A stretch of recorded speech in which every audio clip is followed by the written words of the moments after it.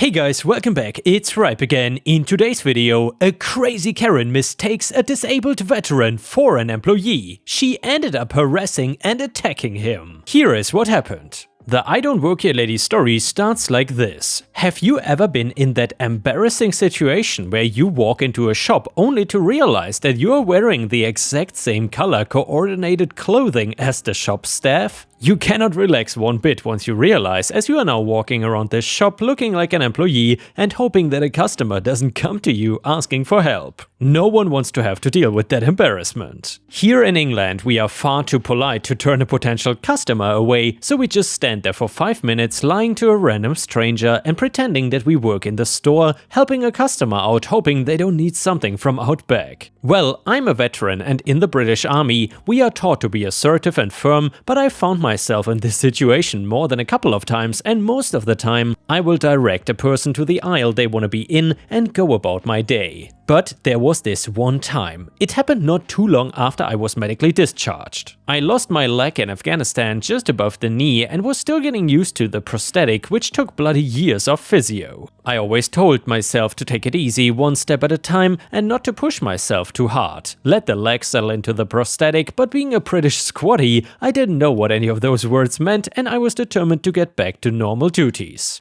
I would push myself every day and get frustrated every time I could only make it a few hundred meters or a mile or an hour. I would sit on a bench and grumble about not being able to get about as normal. This made me quite bitter and not up for anyone's BS. The cane I'd been given to help did not actually help in the slightest. If I had bumped into Karen on any other day, things would probably not have escalated as they did, but like I said, I was not in the mood for anyone's BS. So one day, about the time I was making it around the shopping center in town before my leg would ache like hell and cramp up. Nerve pain is a lot different from normal pain, as any amputee will tell you. It can be excruciating, and the best thing for it is topical cream, but I didn't have any on me, so I limped my way to the local Boots store. Now, Boots does everything from standard chemist stuff, opticians, photo printing, and some new beauty specialist thing. The beauty specialists wore black polo shirts with the little Boots logo over the left breast. One guess what I chose to wear on that fateful day. You are right, a black polo with an oval logo on the left breast, which looked nothing like the Boots logo, but I guess if you are blind you might confuse one for the other. Just as Karen did in that situation. So I'm hobbling up and down the aisles looking for the topical cream,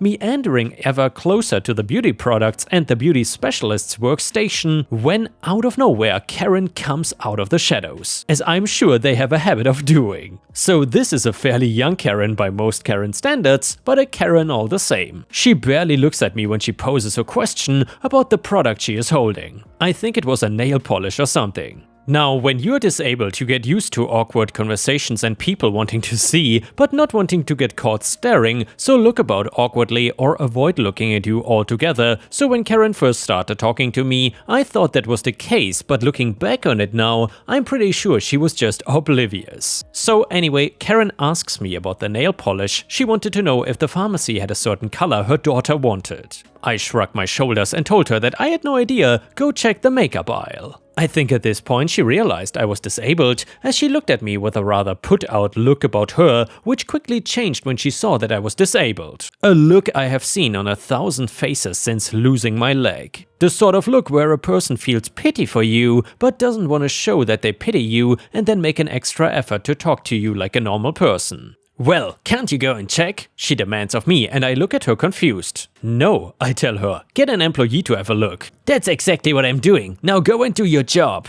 I look at her absolutely flabbergasted. Literally, words have escaped me and I have no idea what I can say to this Karen without losing my temper. I can feel that switch in my head flicking over to heightened aggressiveness. Something all British soldiers are taught to do and it makes us so indomitable, but I'm not in the military anymore and I cannot just get aggressive with some random civilian Karen. I take a breath and tell Karen as calmly as I can that I do not work here. She is going to have to go and ask an actual employee. They are pretty obvious, they wear white coats. This has Karen's ire up and she starts shouting at me completely unprovoked. I was being as calm and polite as I could possibly manage here. She starts shouting at me that she knows I work here, she knows because she can see the others. At which point I look at where she's pointing and see the beauty specialists all wearing black polos as well. I laugh, and before I can explain to Karen that she is mistaken, she loses her crap at me. She probably thought that I was laughing at her rather than the situation. Her shouting draws the attention of the staff who come over to investigate. "I want this man fired. He has been nothing but rude to me, and all I want is some nail polish for my daughter," she shouts at the top of her lungs.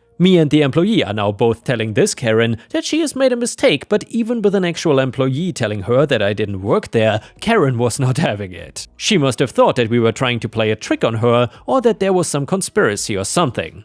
"Listen, you crazy bint, I'm not an employee." I finally shouted at her, having completely lost my patience. Bint is, by the way, military slang for crazy woman. She looks at me in stunned silence for a second, and I think I've finally gotten the message through, and then I realized she has a face on her that screams she was set to murder someone. And that is when she comes at me. I hear it more than I feel it, the distinct sharp crack of a slap across the face. Security are already coming over to handle the disturbance from when she first started shouting, but they didn't get to us fast enough. She comes to slap me again, and recognizing what she was trying to do this time, I then go to defend myself. The thing about fighting is that the more you practice, as we do in the military, the more things become a reflex, which is the idea of it. A reflex is a lot quicker than a conscious action. So she comes to attack me, and I instinctively react, and my reflex is to block Karen. The only problem is that I have a cane, which I completely forgot about, and as I've come up to defend myself, I whack Karen over the head with the cane and send her unconscious to the floor. Naturally, Karen wants to press charges and get the police involved when she comes to.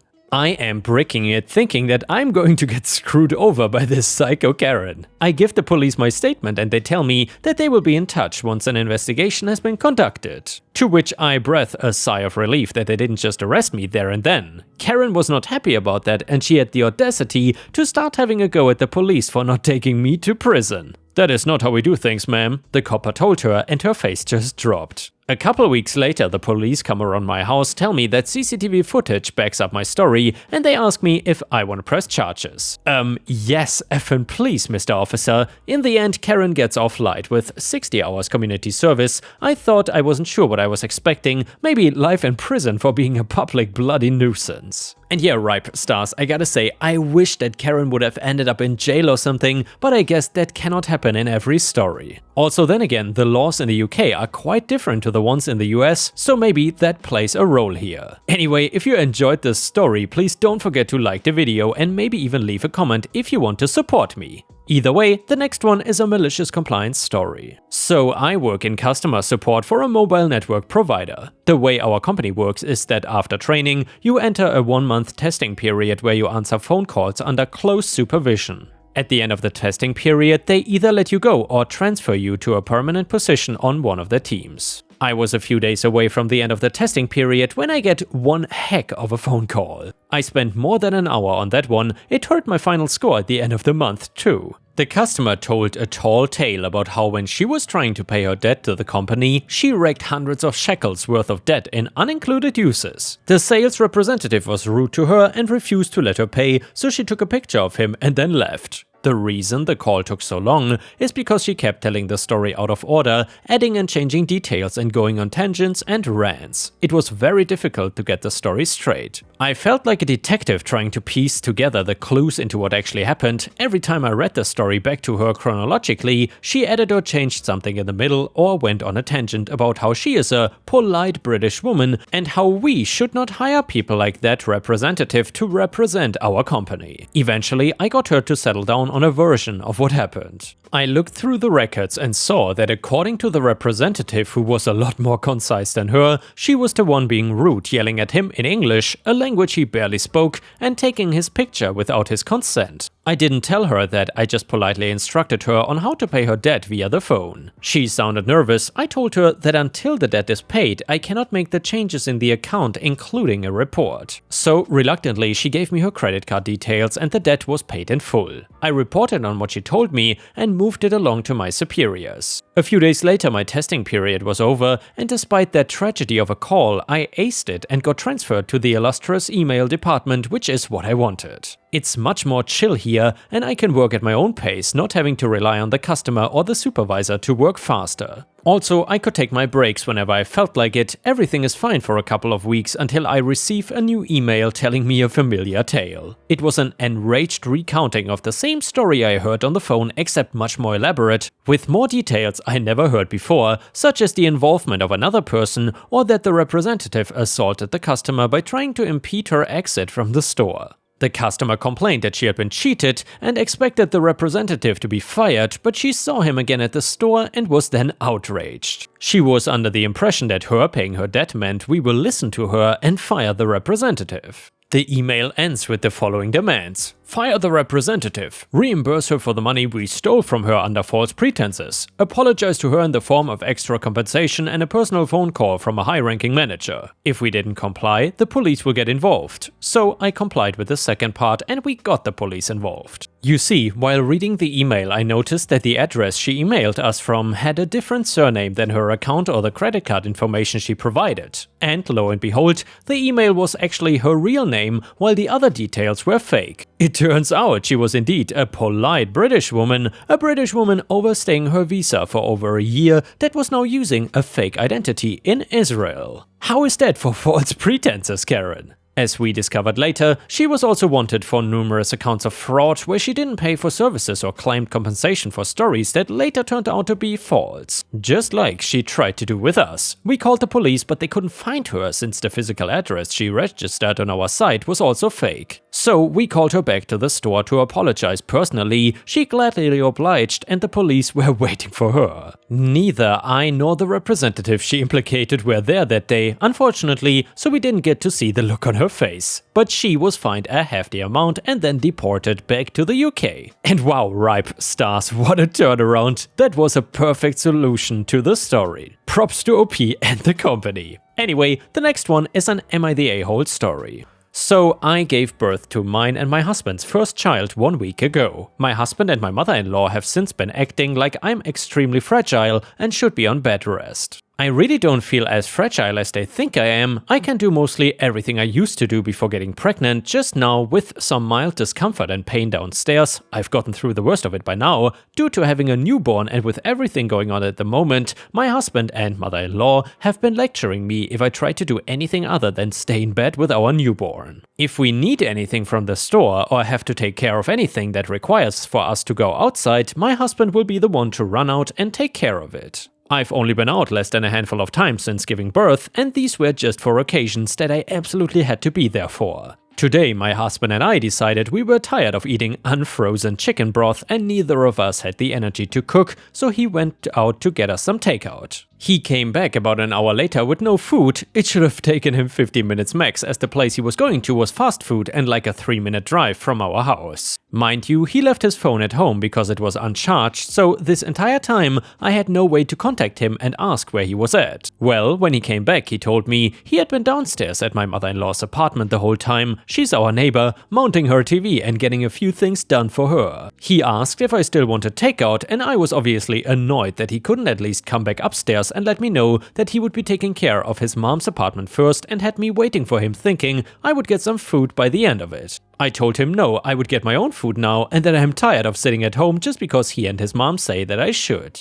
As I was leaving, he asked if I didn't feel bad leaving our newborn. I told him that he obviously didn't, so why should I? The thing is, I do feel guilty and I don't know why. I feel like we should be both with our baby right now, even if he thinks remodeling his mom's apartment is more important. So Reddit, am I the a-hole? And yeah, Ripe Stars, let me know in the comments what you think about this. Do you think OP is being the a-hole or not? And I would say that OP is definitely not the a-hole. She has made some valid points here, and it seems like the husband and especially his mother-in-law are very controlling, and that must be really hard for OP, I can imagine. Anyway, comment number 1 said, not the a-hole, your husband is the father of the baby and can be left alone with the kid. For 15 minutes? It's fine. If you can be left alone with a baby, so can he. He is equal of a parent as you are and should take just as much responsibility. Comment number 2, not the a-hole, it's his baby too. I think he should be able to handle things while you run out and grab some food, and the fact that he tried to manipulate you with some guilt BS about missing your child is a serious a-hole move. I think it's time for a major chat with your husband that you are a grown adult and you are able to decide what you can and cannot do. I'd also suggest telling him that you two are this baby's parents and his mom should not be in everything and she doesn't get a vote. Best of luck to you, they sound like a crap combo. Comment number 3, not the a-hole. You are not terminally ill, you had a baby. His mom needs to mind her own business unless anyone asks for her opinion, and your husband needs to be a supportive partner, not a warden. And he sure as hell should not be going out whenever he pleases and then trying to guilt trip you for leaving the house for a few minutes to go get some food. And the next petty revenge story, my late mother and my dad met when she was a nurse and he was a medical student in the late 60s. They got married in 1973. I was born later that year. My mom's family always despised my dad, but not his money, because he was not Zulu and could not speak the language. My mom stayed home and raised my siblings and I. What they did not know is that my parents had an agreement that she would stay home and raise us, but was studying. She ended up being an amazing student and my dad only paid for her first year of her degree, and she has scholarships the rest of her academic career all the way to her PhD. She sadly died 6 months before defending her thesis. When my brother started school, my mother went back to work as a lecturer but also started first translating books and then writing books. By the time I was in my mid-teens, she was out earning my dad 4-1. We went to private schools, took luxury holidays, wore nice clothes and lived in a big house, and she and my dad drove a late model Mercedes or BMW every 2 years. And we went to university, which they paid for in full. She was always sending money back to her family, paying for their education, letting them stay in her rental properties, etc. In my country there are things called funeral policies where you pay a nominal amount monthly and insure someone, and when they pass away you can claim the funeral benefit to help with the funeral. A lot of these freeloaders had insured my mom and told us about it, and were paying for the benefits with the money she gave them, ostensibly to help pay for her funeral when she passed away. The story: my mom passed away suddenly and unexpectedly from an asthma attack on a Tuesday, 6 April at 63, and we dully informed everyone. They, my mom's family, all lived 6 to 12 hours away by car. Strike number 1, they call asking for gas money to come to the funeral. Strike number 2, they arrive empty-handed and expect to be waited on hand and foot. They also never contributed even 1 red cent to her funeral. This is something that is done in my country. Strike number 3, I had 2 small babies. My sister was in the UK and struggling to get flights out because it was just after Easter and we wanted to wait until she arrived to set the funeral date and other arrangements. The funeral was set for a Tuesday. They accused us of setting up the date so they could not attend because it was not a weekend. Funerals usually held on weekends to allow family to travel, and they needed to take leave. My dad reminded them that we all had to take leave, but strike number 4, my aunts ransacked my mom's room, which she had shared with my dad, while we were running around making arrangements, and helped themselves to her clothes, shoes and jewelry. They even stole her wedding rings. But strike number 5, my uncles and cousins got drunk on the day of the funeral and got into a fight and screwed each other up, and my grieving dad had to stitch these a-holes up. Strike number 6, they commented on the cost of her casket and tombstone. Yes, they were pricey, but my mom liked nice things and had put away enough money to pay for it herself. At this point, I was running on no sleep, grieving and trying to pay attention to my babies, and so I lost it. I grabbed a handful of coins and threw it at them, screaming that they could have their contribution back. They had not made one. It was not my best moment, and they also commented on why we were using catering instead of cooking at home as was custom. This was my mother's wish, and she always said she wanted a caterer so all of her family could attend her funeral instead of tending to the pots. Screw them. Strike number 7, they asked for gas money to get back home.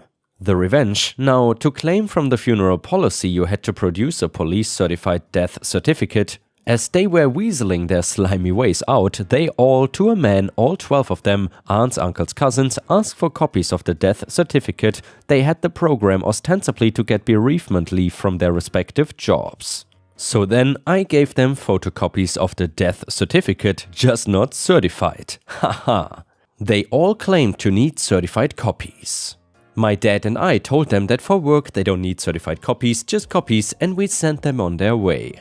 The fallout, none of these guys were ever able to claim from the policies because they could not get certified copies and they were unable to get original death certificates, simply because we never gave them copies of her ID needed to get an original certificate. F you greedy a-holes. I hope you got rich selling her clothes and jewelry. Oh, and the tap of unending money shut down hard. ETA, you cannot get a funeral policy on just anyone, you have to have a familial relationship usually, you need to provide their ID number, address, etc. and after death you need to provide the aforementioned police certified death certificate and police certified deceased stamped ID to claim. You would not have access to these, we hope, with a random person. And the next one is the third petty revenge story and it starts like this. This happened less than an hour ago and my revenge hard-on is yet to subside. It is late, over 9 PM and I work in the town next to where I live, so I got on the highway, 2 lanes each way, separated by a patch of dirt in the middle, and I merge on the right lane and on the left about half a car in ahead of me is a white Ford pickup, which is important for later. All of a sudden, the pickup starts merging onto my lane after a car behind flashed its lights to get them to get out of the fast lane. No blinker, no mirror checking, just moved like nothing was in the way. I brake and flash my lights and the idiot brake checks me, which did nothing since I was already braking because of that stupid maneuver. But still took the opportunity to take the left lane and pass because I don't like driving behind a-holes. Then went back to the right lane after because my exit is coming and that's when the idiot starts flashing blue lights on its grille behind me. For reference, flashing blue lights in my country are exclusively used by police forces, so they are not allowed anywhere on civilian vehicles with fines for impersonation of authority. Currently, the police pickups here are either Renaults or Toyotas, so I knew this was not any kind of police vehicle. Fords have not been used in about 8 years and this pickup was brand new. Here comes the revenge part. The exit I need to take to go into my town is getting renovated, so the 2 lanes merge into one and at night there is a police checkpoint to enforce the 30 km/h speed limit because part of the highway does not have asphalt on it. So then I let go of the gas to prepare to slow down and get off the highway, and this moron is so fixated on my car that he doesn't notice the roadworks to the point that the 2 flashing lights are the only thing I see on my rear view mirror. Once we are on the single lane with those heavy orange cones, he has nowhere to go, so when I approached the first policeman directing traffic, I was already doing about 10 km/h, lowered my window and directed him to the flashing lights on the pickup behind me. To which he then thanked me and proceeded to direct him to a clearing in front of the police car that was parked right ahead.